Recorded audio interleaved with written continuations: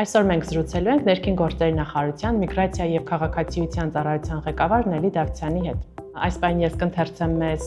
եւ նաեւ ձեզ ուղղված հարցերը, որոնք եւ ուղարկում են քաղաքացիների կենտրոնական ընտրական հանձնաժողովին եւ համոզված եմ նաեւ ՆԳՆ միգրացիա եւ քաղաքացիության ծառայությանը։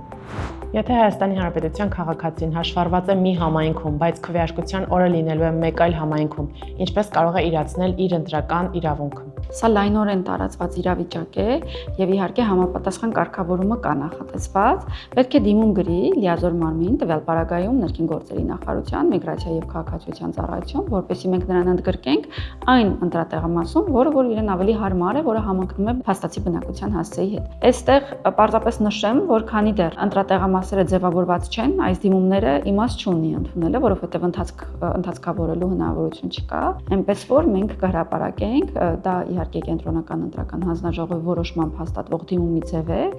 մենք նույնպես կհրապարակենք դիմումի ձևը եւ կհորդորենք արդեն այդ օրինակ դիմումները գրել սկսած ապրիլի 23-ից, ոչ շուտ։ Քաղաքացին պարտադիր պետք է գա ՆԳՆ միգրացիայի ծառայություն, թե կարող է դիմումը ուղարկել նաեւ գրավոր։ Կարող է on-line դիմում ուղարկել էլեկտրոնային տարբերակով, բայց այստեղ էական է, որ էլեկտրոնային տարբերակով այն ստորագրված լինի։ Որպես կանոն ամենաարագ, հեշտ, հարմար տարբերակը e-request հարթակն է, պետք է խնդրենք օգտվել հարթակից, անցնել խիստ նույնականացում, ստորագրել համապատասխանաբար եւ մենք էլ նույն կերպ նաեւ պատասխանելու ենք դիմողին։ Ցանկացած ոք կարող է նոտարական կարգով վավերացված լիազորագրով դիմում ներկայացնել երրորդ անձի անունից։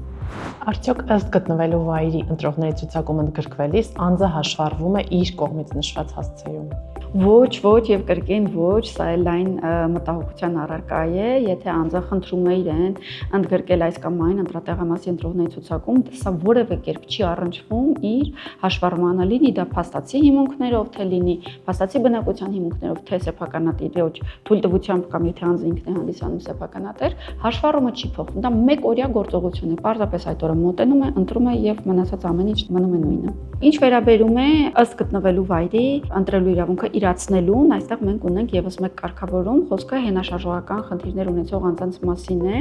ոչ բոլոր ընտրատեղամասերն են, որ հարմարեցված են այս տարբերակին եւ մենք դիմումներ ենք ընդունում նաեւ հենաշարժողական խնդիրներ ունեցողներից, որպեսզի ընտրատեղամասը փոխվի եւ այն ընտրատեղամասի ընտրողների ցուցակում ընդգրկենք անձին, որը որ հարմարեցված է այս տեսակ դժվարություններ ունեցող անձանց։ Նաեւ նշեմ հաշմանդամության կարգ ունեցողների համար նախատեսված է մի այսպիսի կարգավորում, որ անձը կարող է դիմումը լրացնել իր նախընտրած ստորագրության եղանակով, այստեղ պարտադիր էլեկտրոնային եւ այլն կարգավորումներ չկան, բայց պետք է դիմումին կցված լինի հաշմանդամության կարգը վկայող տեղեկանք։